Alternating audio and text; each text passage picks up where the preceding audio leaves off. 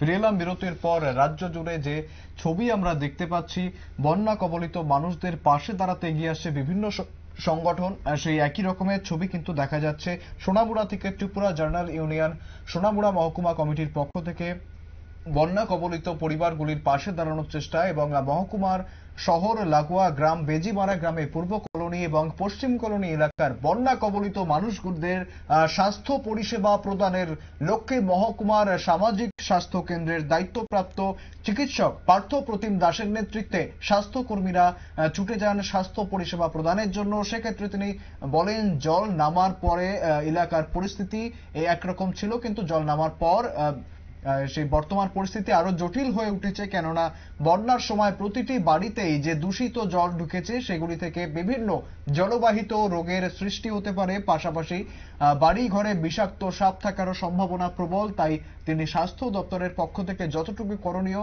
সেই সবটুকু বিষয়ে সাধারণ মানুষের কাছে তুলে ধরেছেন। তিনি ঠিক কি জানাচ্ছেন একবার শুনবো।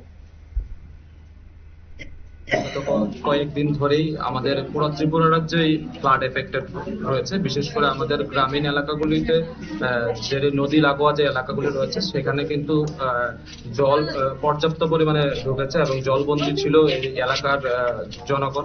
তো আমরা আজকে যে এলাকাটাতে এসেছি সেটা হলো আমাদের সোনামুড়া শহরের এক নিকটবর্তী একটা গ্রাম, যেটা বেজিমারা বলে। তো আমরা এখানে এতদিন তো তাদের পাশে ছিলাম এবং আজকেও আছি তাদের পাশে। সেটা নিয়ে স্বাস্থ্য শিবির নিয়ে আমরা এসেছি। আমাদের শহরের যে বিশিষ্ট চিকিৎসকরা রয়েছেন তাদের একটা টিম আমরা এখানে এসেছি এবং তাদেরকে স্বাস্থ্য পরিষেবা দিচ্ছেন, কি কি বিষয়ের উপর তাদের নজর রাখতে হবে। পাশাপাশি তাদেরকে বিনা শুল্কে তাদেরকে ওষুধও দিচ্ছে। তো আমরা ত্রিপুরা জার্নালিস্ট ইউনিয়নের পক্ষ থেকে আমরা এই আজকের এই শিবিরটা করেছি। একেবারে শুনলেন, ত্রিপুরা জার্নালিস্ট অ্যাসোসিয়েশনের তরফ থেকে কিন্তু এই ত্রাণ শিবির, এই স্বাস্থ্য শিবির আয়োজনে করা হয়েছিল এবং সাধারণ মানুষ যারা বন্যা কবলিত মানুষ তাদেরকে এই সুবিধা দেওয়া হয়েছে এই স্বাস্থ্য শিবিরের মাধ্যমে। ফিরে আসছে একটি বিরতির পর, সঙ্গে থাকুন।